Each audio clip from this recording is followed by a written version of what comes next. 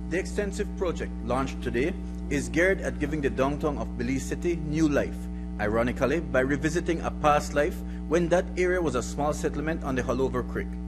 Initially, the project was limited to the House of Culture grounds, including structures, but the team realized that it would have to be about much more than that. Instead of just investing all of it in the Belize City House of Culture, what we will do is we will develop the downtown into at least initiate the process of developing the downtown into a historic downtown.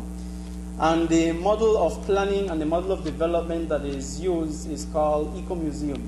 It's an eco-museum model, meaning that as a museum, you would enter a building and you would see various displays. The eco-museum model says that you would take the museum to the street.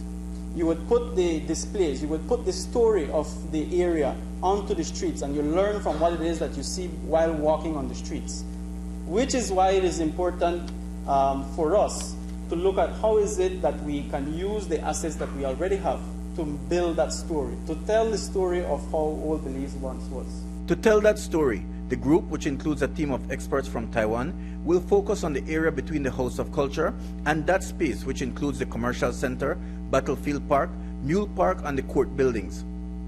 Some of that work has already started as part of the Belize City Master Plan, but there is more in store in the short term. The Belize City House of Culture will be one of the main core areas of interest that we will have for the project. We will still carry out specific renovations of this building, of the Carriage building. We will recreate what once was one of the first botanical gardens in the country here in the grounds of the House of Culture. That we will also be working on as a boardwalk, a waterside boardwalk that would start from the swing bridge and that will begin to continue all the way down. The complete idea is that the boardwalk would have completed the circuit and would have connected directly to the Belize City Museum that is here. That is a part of the vision of the National Sustainable Tourism Master Plan for Belize City. Now, we have limited funds, so we will start the first phase of that program.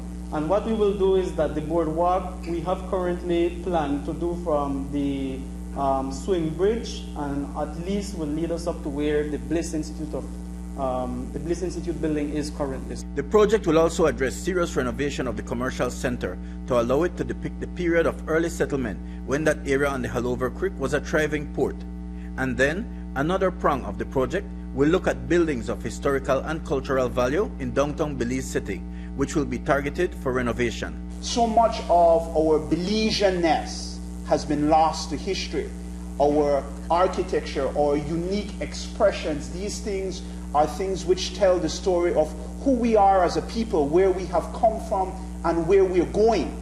And it is incumbent on us to be champions of preservation of our heritage, and that must start in the area of highest concentration of heritage sites, which is in our downtown in Belize City. Our expert from Taiwan also came here many times to discuss with their colleagues in Belize to make this project to avoid blind spots and to make the investment, to make sure the investment is worthwhile and keep this project sustainable.